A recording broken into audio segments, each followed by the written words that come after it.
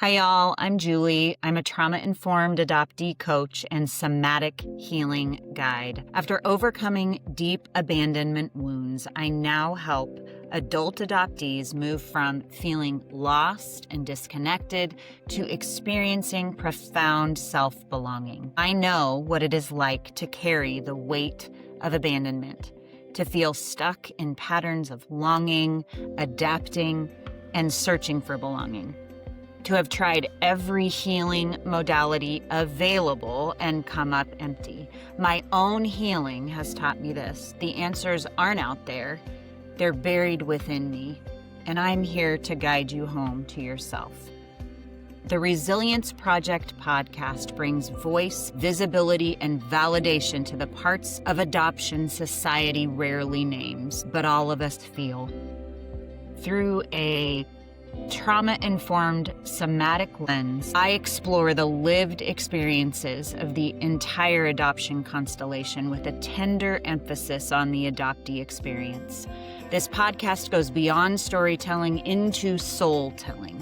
It offers embodied insight, compassionate education, and a path towards awareness, hope, and strength. Each episode invites listeners to understand adoption more deeply, not just with the mind, but with the nervous system, and to reconnect with the truth, identity, and belonging that were always yours to come home to. Welcome. Hey, everybody. Welcome back to the Resilience Project podcast. Today's episode is really special for me. I'm sitting down with my mom, Karen, the one who raised me, for a candid, honest conversation about adoption from both sides of the experience. From what it was like for her to become a mother through adoption, to what it was like for me growing up as an adoptee, and how our understanding of adoption has evolved over time. This isn't a polished or theoretical conversation. It's real, it's nuanced, and it holds both the love and the complexity that adoption carries. We talk about fears of adoptive parents that they don't always name out loud, the importance of feeling adored, the impact of open communication, and what it's been like for my mom to watch me step into this work with adoptees, sometimes with concern, but ultimately with deep pride. This episode is about love beyond biology and staying in relationship when things feel tender, and about the ongoing journey of understanding adoption, not just as a moment in time, but as something that shapes a lifetime. I'm really grateful to share this conversation with you, so let's get into it.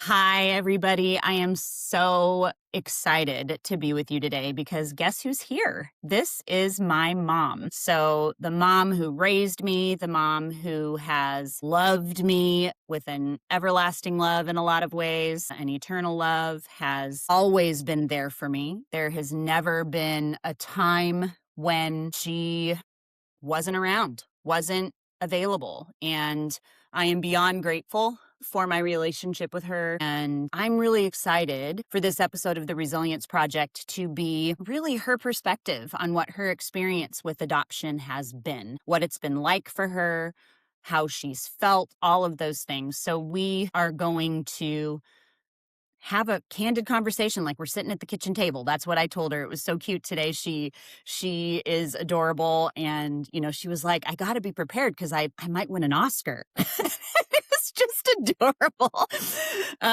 So anyway, as my work with adoption or in adoption and with adoptees has deepened, I've become more and more curious about her experience, and we've had conversations about it, what her perspective is and how adoption has lived in her own body and in her own story.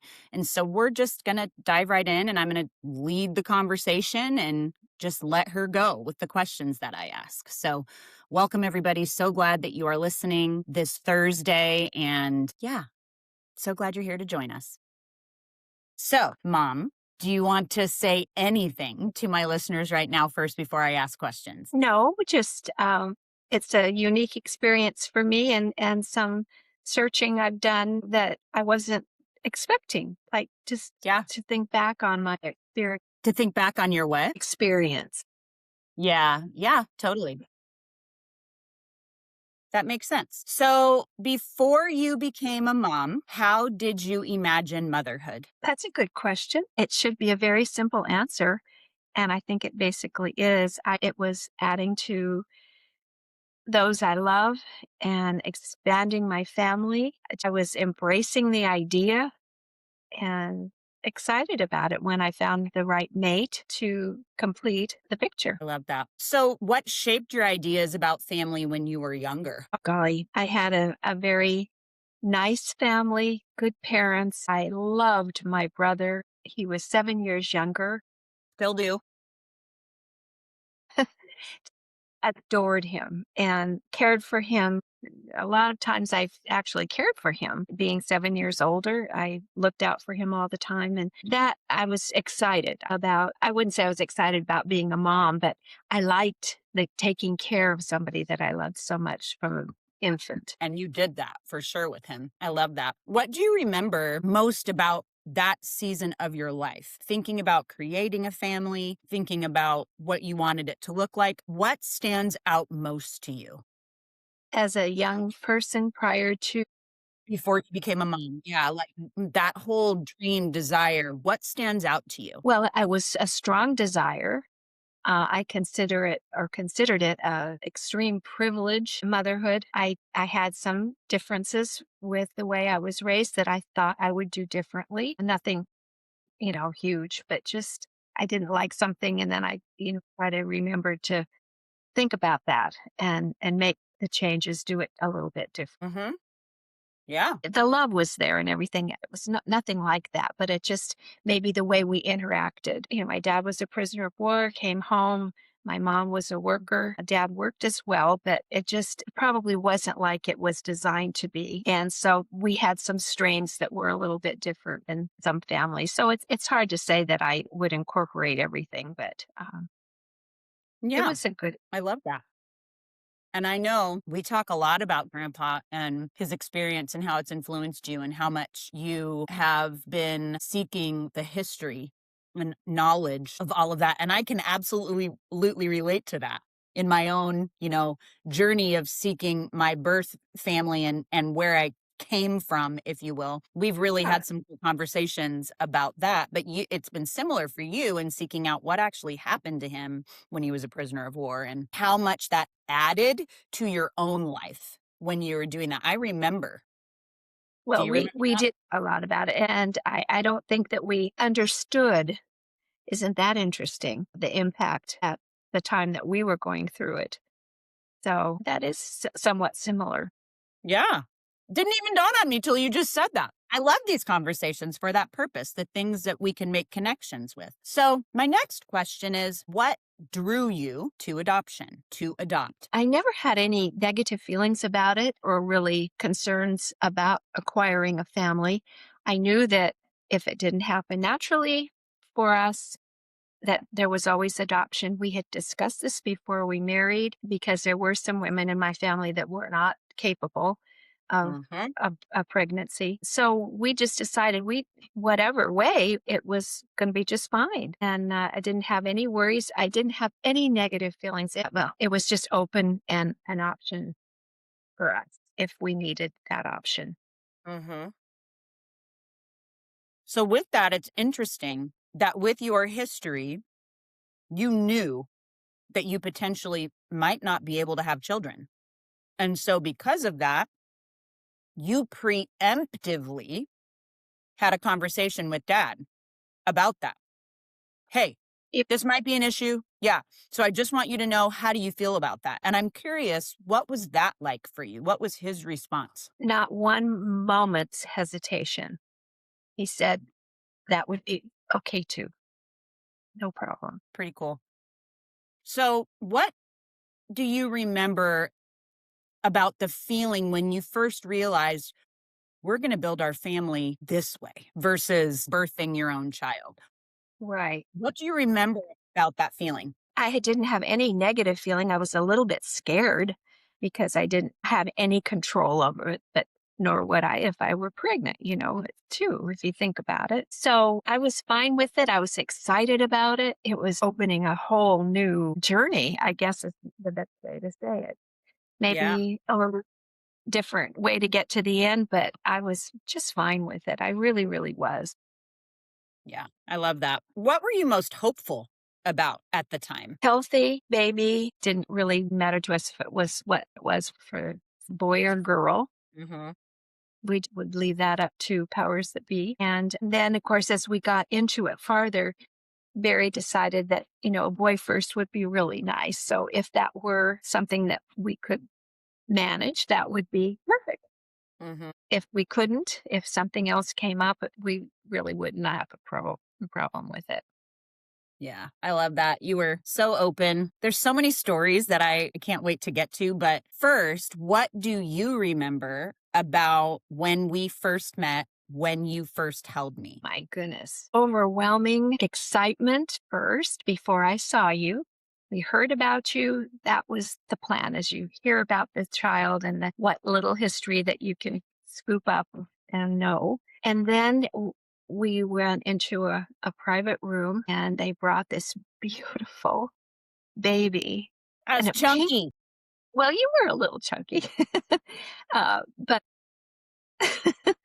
and put you in my arms and we were shocked at the feelings that we had of being overwhelmed and excited, and we had gone through some hurdles to get to you, and so it was like, oh, it's almost over, it's almost over. And then we were surprised because there was a glitch in some way with the foster family, and they asked how we felt about this. Was it a good feeling? Does it sound and feel positive to you? And we said, of course. And they said, well, would you enjoy taking her home today? And of course, we weren't quite ready. Visiting my aunt and uncle and had to come back. And Barry took off work and met me at the agency. So we really had not prepared for your homecoming that day. And we were so excited. And I remember taking off in the car and saying to Barry, I feel like we've stolen something precious because we weren't planning on taking you home at that day. It would be 2 days later with the protocol. And I just felt like, oh my goodness, we have her. We have her right now. So Hmm. we had a few adjustments to make that first night. And by the way, it was Halloween day. Hmm. And the doorbell rang, the dog barked, and the baby cried. Yep, that's a story I've been told my entire life. What I remember was you actually were a couple hours away when you got the call. Yes, You were here where we are now right. when you got the call for me, and you already had adopted my brother, Eric, so he was 2 years, 9 months older than me. And Aunt Janie and Uncle Buzz, who are no longer with us, but we absolutely adore both of us, had Eric. We're taking Eric while you drove. Dad came to meet you at wherever you met me. But when the foster family could no longer accommodate me, there was a phone call made and they were like, can you get here as soon as possible to hold this child? What I find funny about it is how Eric responded. Do you want to talk about that? We came out from the agency with, I had you in my arms. Barry was right beside me, and we were so excited to show you to your brother. And Eric looked at you kind of nonchalantly and he said, I want a hamburger. He did not want anything to do with the sister at this point. And that's okay. It's totally understandable. He had been the only child with you guys at that time, so it makes sense. But what's really cool about I remember my growing up is he had this adorable, didn't he call me Bucka? Isn't that what he called Uh, me? Yeah. And he protected me in a lot of ways. I don't have a lot of memories, but the memories that I do have might be from pictures of him with me, or I have a memory of when I was older, probably, and walking. and could get out of my crib and out of the door. You were trying to protect me. And so you put a lock on the door when I was sleeping because you were afraid, because I'd done it before. I'd gotten out and ran up the street naked, and I'd been in the chicken coop before and you couldn't find me for I don't know how long. So there was a fear that I would run away and that I was an explorer. I went everywhere. And I remember you telling me, or maybe he told me because he remembered this, he would get a chair and unlock the thing and go in and see me and spend time with me. And I don't know if he let me out. I don't know exactly what happened, but I think that's so funny and so cute. I don't mean to get all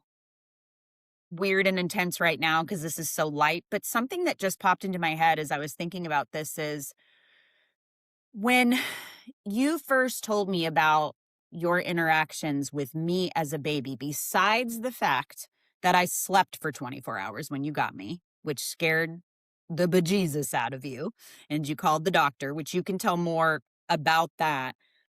There was a bit of a stiff arming of you from me when you initially got me. When you tried to comfort me, I didn't really let you. I pushed you away. I think knowing what I know now and what I had experienced in the first 7 weeks of my life, it makes sense to me. But I remember the first time you told me that, I was like, why would I do that? How mean. I was so mean. Initially, I didn't understand.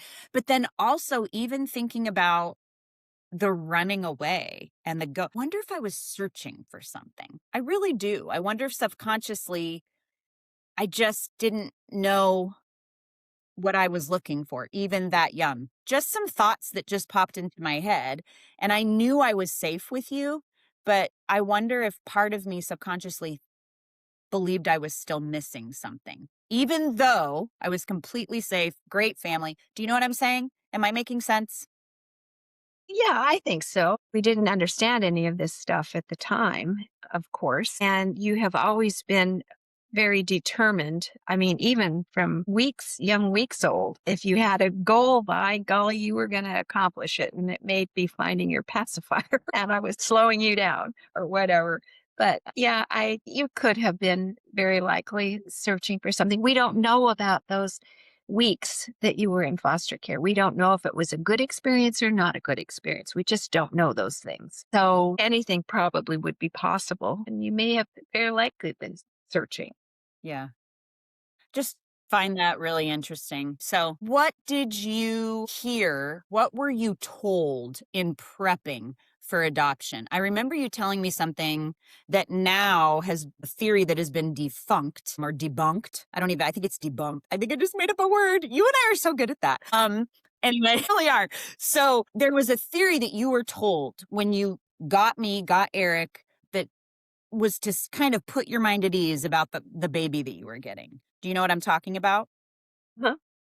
I do. It's like a blank slate, and that incorporating that into your family, making that your family, you kind of write the script. Well, we know that may not be true today when we're saying these things, which made me sad because we valued so much of what input we had with our children. And when it was sort of like we were cheated, but that's not the case whatsoever. I know what you mean, though. So they only knew what they knew back then. They told you what they were told to tell you and what they were trained to tell you, more than likely. Yeah.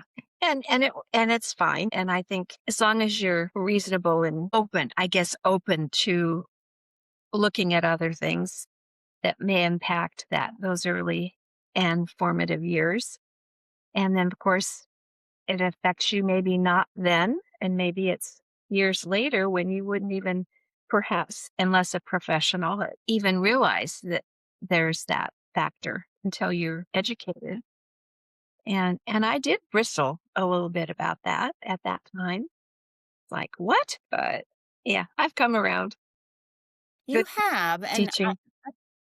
well, yeah, but we're not here for me to teach you, right? And even in the times that we've had to go back and forth, it's been really challenging. The thing that I appreciated from you is that obviously you don't want the relationship to go anywhere. Neither do I. We lean in even though it's hard, and we push through even though it's hard. And I think that's really important. And I think it's been really cool to watch your understanding. Actually, I don't even know if that's the right word. Your acceptance grow of what it is that I've been uncovering over the last really 5 years. It started in 2010 when I found my birth mother, bio mother, first mother, whatever people feel comfortable to call her. You met her, I think, only that one time.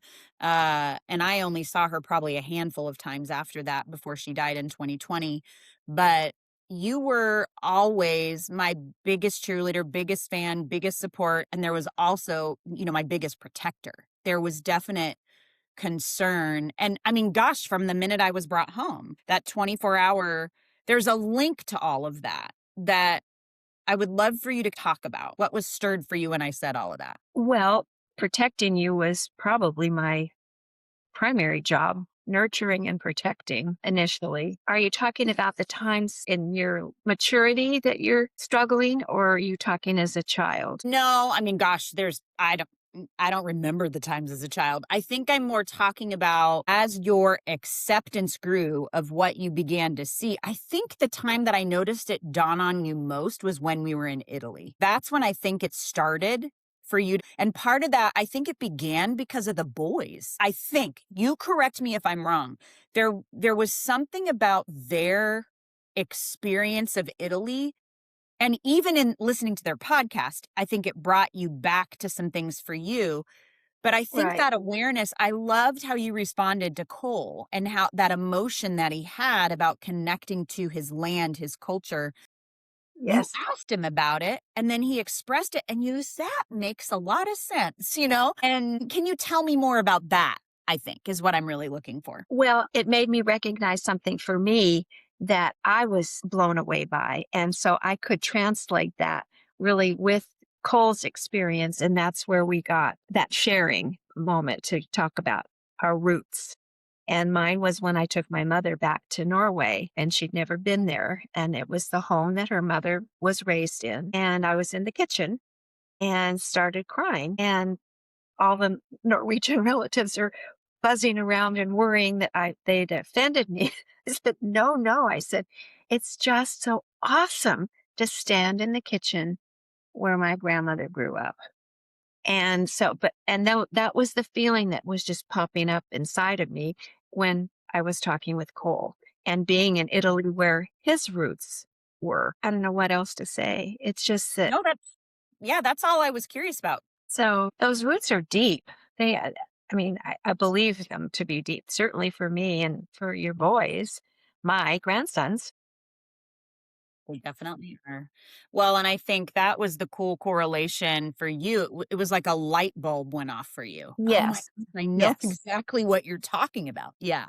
exactly. Thank you for rounding it up.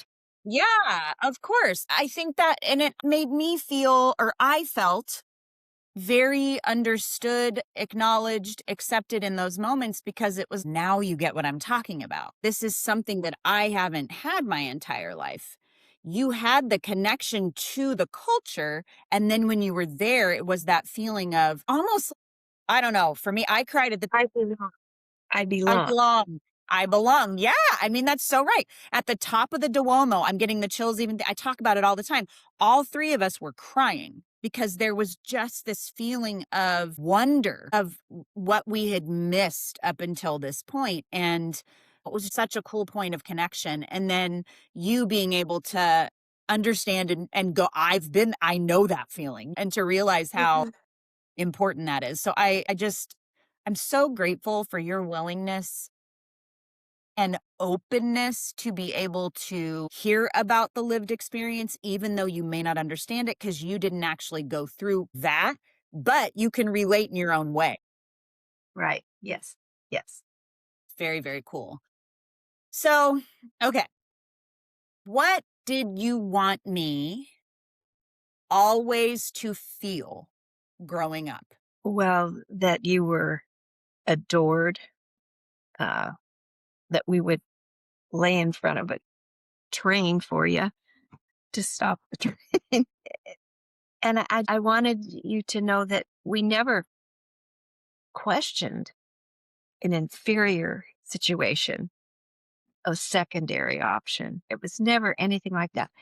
I believe in my heart, because of the glitches that we went through during your adoption. Eric's was a breeze, everything by the book, everything fine. We had quite a few bumps with your history, with things not being lost, some things being lost, paperwork that set us back months, probably about 10 months, but it was right because that it was you that was meant for us, is how I feel so strongly about. Right. Oh, no, nothing different. If we had not been stalled in the adoption with workers for record keeping and so on, um, we would have had another little girl. And you were the one that I know in my heart 100% was from day one. We were waiting for you. Yeah. Yeah. You've said And I that my don't, entire maybe life. other people may not be able to understand that feeling. Absolutely, 100%. Yeah, I agree. I think there's some in the adoption world, different parts, all parts actually. I've heard them say something like, well, that's part of the problem is you're just a piece of paper on the top of a stack, and whichever one is on top, by chance, that's who you end up with. And so a lot of people can feel that way. But I think when you believe in a higher power, in God, and in our minds, there's really no coincidences, just synchronicities. And for you, you really felt like there was that whole idea of I was meant for you. Yes. And honestly, I can say I did feel that way growing up. I did feel adored. I think sometimes obsessively so. So there was, and that's not a bad thing. I think I'm blessed. There's a lot of adopted kids who didn't have the experience that I did. And so I think it's a blessing for sure. So I very much appreciate that because your goal was accomplished. I did feel adored. So Yeah. good work. Absolutely. I do remember being in grammar school, young grades, maybe up to the second, third, fourth grade, the kids in my class that were adopted. And we all felt that they were so fortunate because they had it good by our perception. That's really interesting, but you're actually speaking to something that is such a triggering phrase for a lot of adoptees, actually. It's, you're so lucky, you're so fortunate, you should be grateful.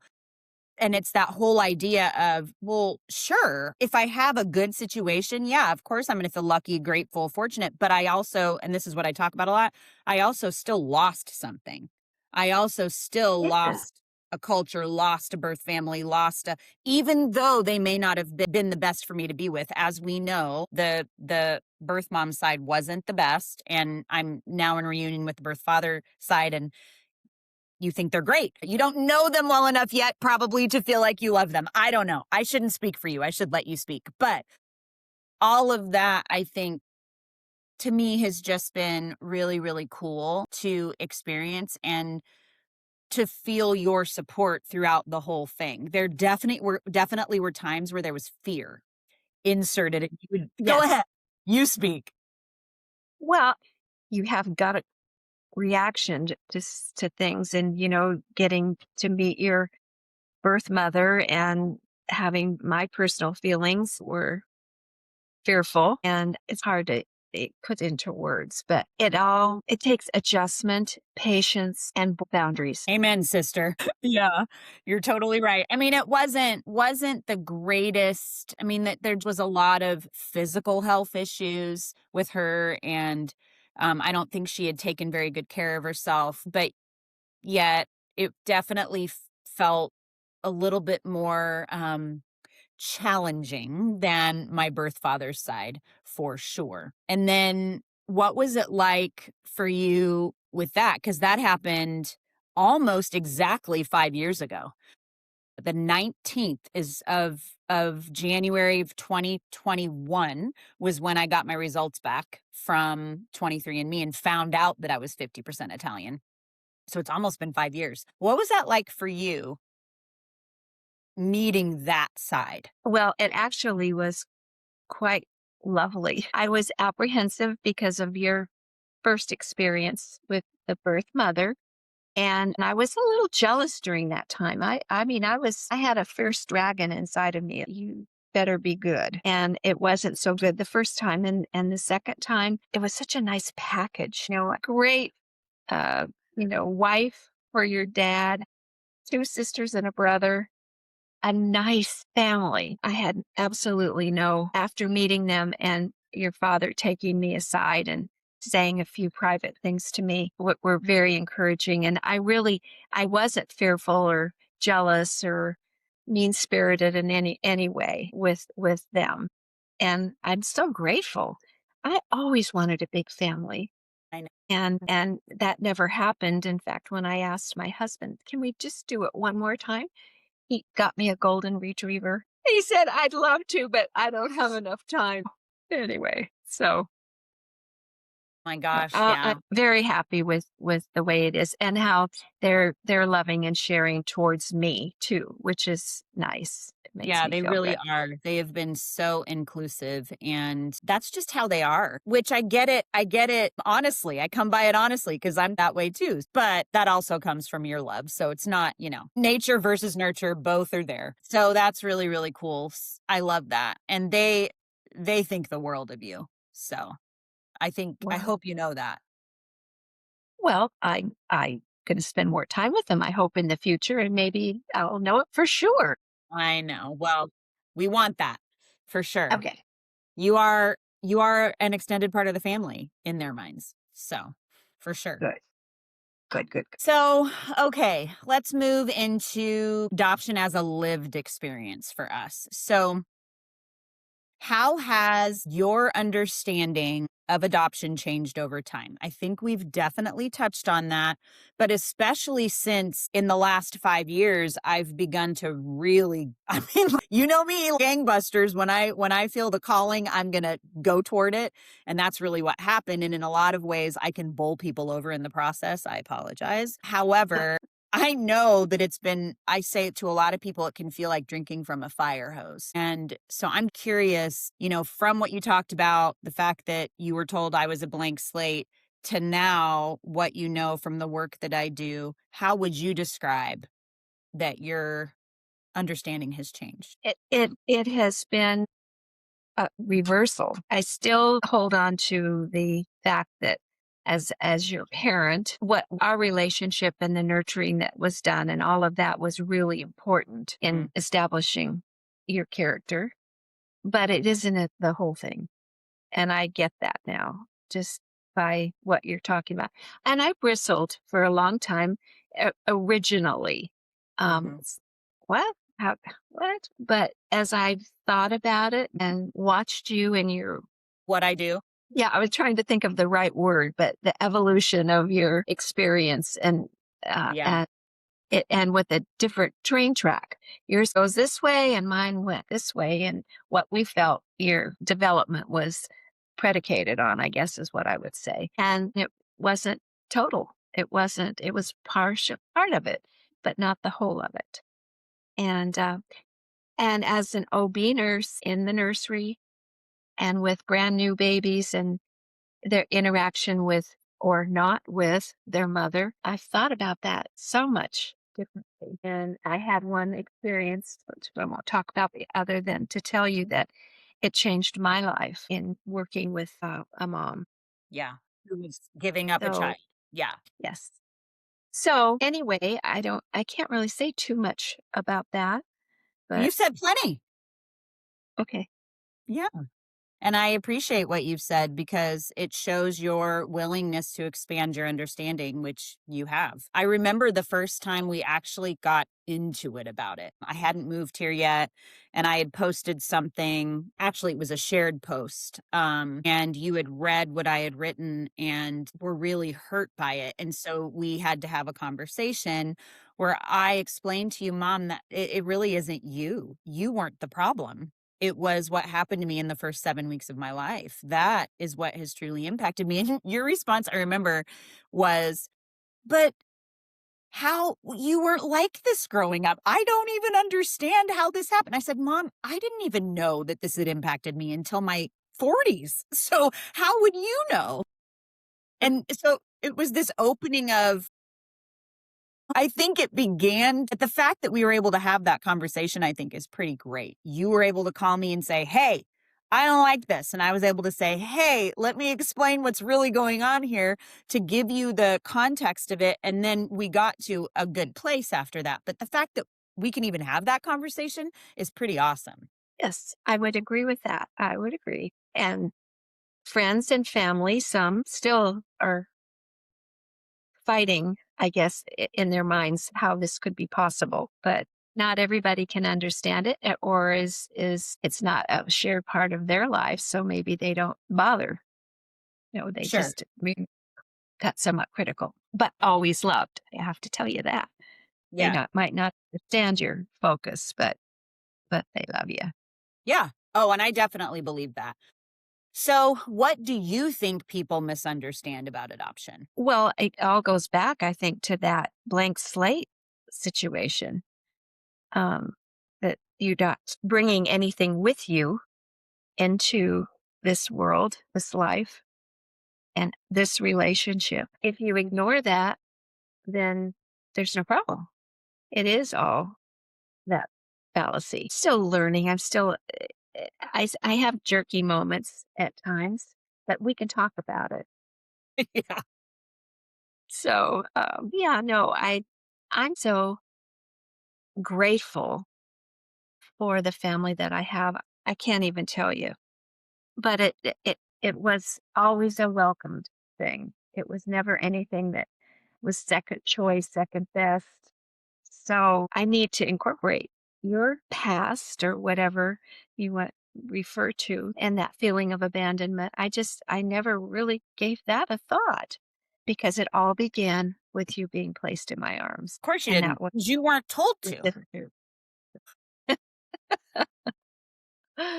Yeah. I so appreciate that, Mom. And I guess with this, to tie this part with a bow, what do you think adoptive parents carry that isn't often talked about? Well, early on, fear of losing you, for one thing. I remember saying to your dad when we were driving to move to Colorado from California, and I said, "At least they can't find us now." How foolish was that statement? But Yeah. I always had that fear that my little family could be compromised by I don't even know what, that somebody looking for you. Sure. Yeah. That repeat the question. I got sidetracked there with fear. Fear does that. What do you think adoptive parents carry that isn't often talked about? And you just said fear that I would be taken from you, but what else do you think adoptive parents carry? Well, we always are concerned about the health of our children. What do they bring with them genetically? Well, let's talk about that. I'm going to interrupt you for a second. How can we even know what we bring genetically if we aren't allowed to see our records? Absolutely, Julie. I'm shocked because the information we got about you was far from true. And it was a nice scenario. It wasn't the reality.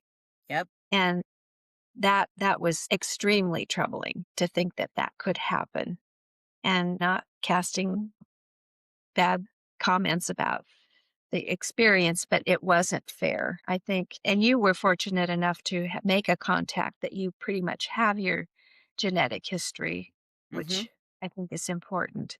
But Yep. that's another concern. What if mental illness and physical illness and all those things that could Totally. be in the package that we don't know about? But anyway, that those are probably the most important ones, or a child bristling under the idea of being second best, which of course you're not. But you feel that, well, if you could have had your own child or this, that, or the other, resentment in that scenario. That's another thing that would be really, or I'd be fearful of or Sure. concerned. Well, yeah. And I think that was one of the things that I was talking to an adoptive parent this week. And I told her, I said, have you dealt with the grief of not being able to have children? And she was like, I don't think I actually have. I said, that's important. That is important because you may be passing on things subconsciously that you don't even realize to your adopted baby about what you just described, about that you were because I didn't get to have my own, you were the next best choice.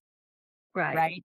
And so I so much appreciate that, Mom. All of that was so, so very good. Thank you so much for sharing all of that. You've garnered a lot of wisdom from what you've been willing to learn, and I really appreciate that. So then my next question is, what has it been like watching me do this work with adoptees for you? A little snarly at first. I didn't know if I liked that or not. And but of course I totally feel differently now. I don't have any issue with it. But initially it was hard because it was like putting out there for everybody to know things that I've kind of kept private. Not the adoption, but my feelings about it. And of course they've all been positive, and I really mean that with my entire heart. Mhm. Not one heartbeat skipped by that being my choice. And I will say this, it probably isn't necessary to include, but my physician said we can do quite a few things to change this. It doesn't mean that you cannot ever have a child, because they had tests and things like that. And I came home and I told Barry, and I said, "How do you feel about that?" And he said, "I don't care." He said, "We agreed that there's two ways to have a family, and we were both sold on adoption. We thought it was a wonderful thing." Mhm. No. So from that very beginning, and I've sort of lost my train of thought. Sorry about that.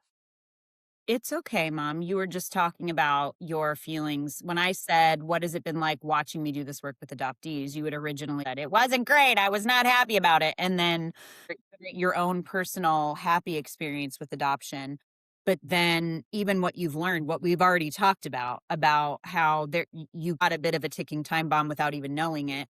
And of course, I blew up much later than when I was in your house. But either way, Yeah. that experience, and then even us being together for the last few weeks, almost month, what has it been like? Because you see my routine, you see my schedule, you see what I'm doing. What is that been for you? Exhausting. I'm in Exhausting. bed out before you. Anyway, no, it's been fun. And I've learned a lot by watching you. And I'm not sitting in on anything, but I can see it and how valuable it is for your clients, having a perspective of purpose and hope, and that there isn't abandonment as such today, that you can work through that.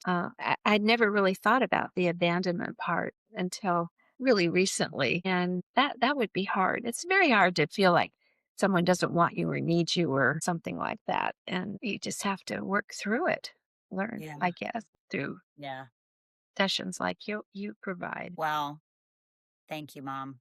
It's been really cool to be able to be here and even talk through these things and be able to have this type of conversation with you is such a blessing, like I said at the beginning. So I'm going to try and tie this up. There's a few more questions I think I want to ask. What do you think has helped our relationship evolve over time from your perspective? Whoa. I don't know that there's an answer to one answer or anything like that to this. Watching your choices, your maturity, your compassion from a little girl. Um, it's the heart of you learning and watching that maturity. I don't know if that's the right answer or not, but this, it, you're an amazing person, and it's you own that. You've done it. Thanks, Mom. That's really, really encouraging. So, what do you think has mattered most in how we've stayed connected? What has mattered most to you and how we've stayed connected? Well, honest dialogue for one thing.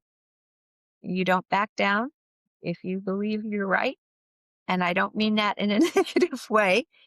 And I have learned to respect that. And I hope that and I think you do respect when I challenge you. Mhm. Uh, Frequent conversation. We've gotten a lot closer, even in our adult life experiences, by more frequent phone calls and checking in, driving home. And that's really important. I think the frequent, not every day doesn't have to be, but maybe once a week or whatever. What's up? And Mhm. attending to each other's concerns and so on. Yeah. Yeah, I've appreciated that too. Okay, so we're gonna bring the plane in for a landing here. I have a couple more questions for you from your perspective, from where you are now. You've been moving up this spiral staircase of understanding with adoption, meaning you were down here with the blank slate, and now you're up here looking down that spiral staircase with a totally different perspective. What do you think matters most when raising an adopted child? Well, that's a good question. Infant, it might be a little bit different if you take a teenager or Right, 10-year-old or something. That's even probably more difficult because it's abrupt right. and they've already established some of these concerns. But I just on communication as much as you can, um, and loving them and accepting that maybe at times they're not so sure that they are really loving you much when you have your altercations, and it's not anything, it's normal, and it's that type of thing is often normal. Loving them and caring for them and understanding that now they do have another side to them, Yeah. and being patient with that maybe would be what I would say. Amen, sister. Yeah, I love that. Very, very cool. And giving that space to even exist, because I think a lot of times adopted parents can, depending upon if it's a closed or an open adoption, can shut down that desire to search because of their own fear that they will be lost. Yes, yes, yeah, Yeah. But then exactly. have that understanding that it's okay for the adopted child to search. It makes sense that they would want to search. Well, that's true, and I have a situation where I have one child that doesn't want to search, and then I have this one that's creating, I don't know, digging up every grave that she can find. We're trying to have world impact on adoption. I Um, know.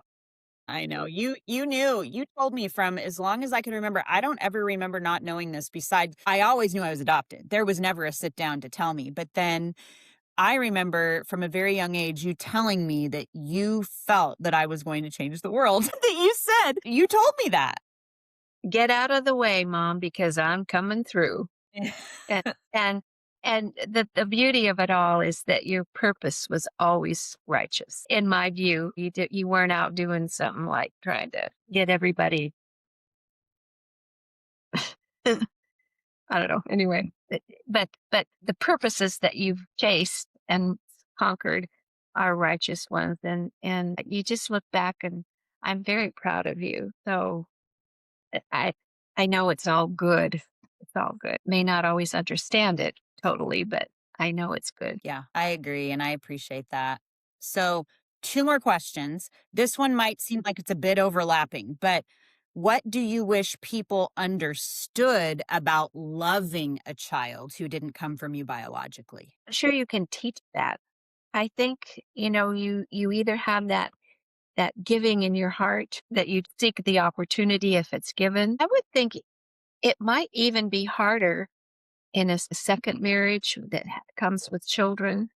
It might be even harder to accept or be accepted in that type of a situation where maybe it's a little easier in adoption, especially of a younger child. An older one might be very similar to what I was just talking about. But I don't think not everybody can do it and do it well, I think. And I'm Totally not, true. and I would just hope that they would be led by the love and then follow in action. That's a beautiful phrase that they would be led by love and follow with action. Oh, that's quotable, Mom. I love that. Thank you for sharing that. So then the last thing I want to leave people with this. What feels most important for you to say today? About I don't care. Anything. Think about love, legacy, all that we've talked about today. What do you feel like is most important for you to say to leave the listeners with? I'd like a couple of days to think about that. I know I don't. I think it's what you need to fill up with. You don't want to be I don't know, concentrate on the blessings and the good things. Celebrate the good things. Teach along those lines. I don't know what the most important is. Loving that child.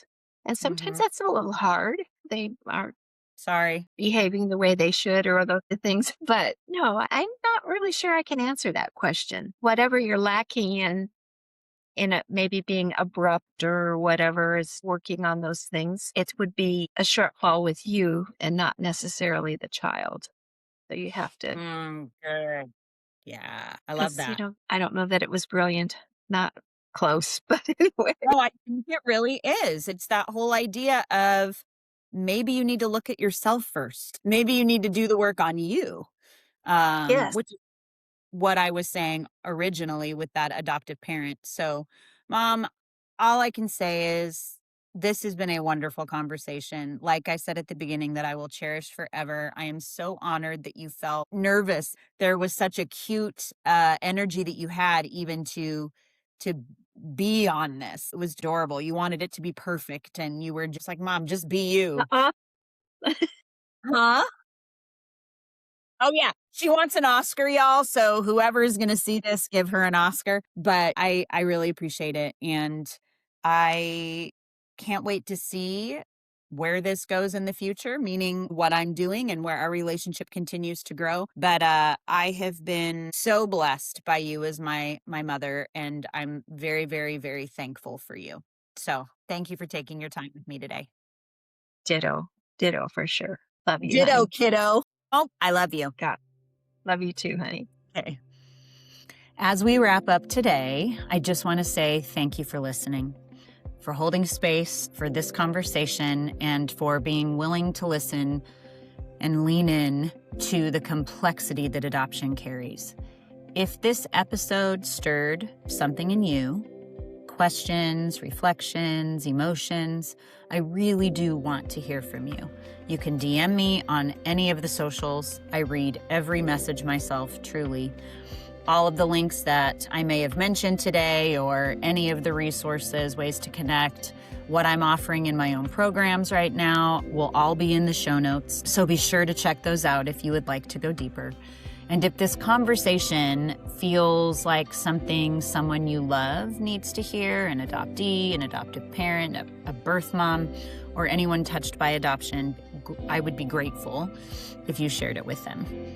This work is about understanding and acceptance. It's about compassion. And it's about staying in relationship even when things feel tender. So thank you for being here with me, and I'll talk to you next Thursday.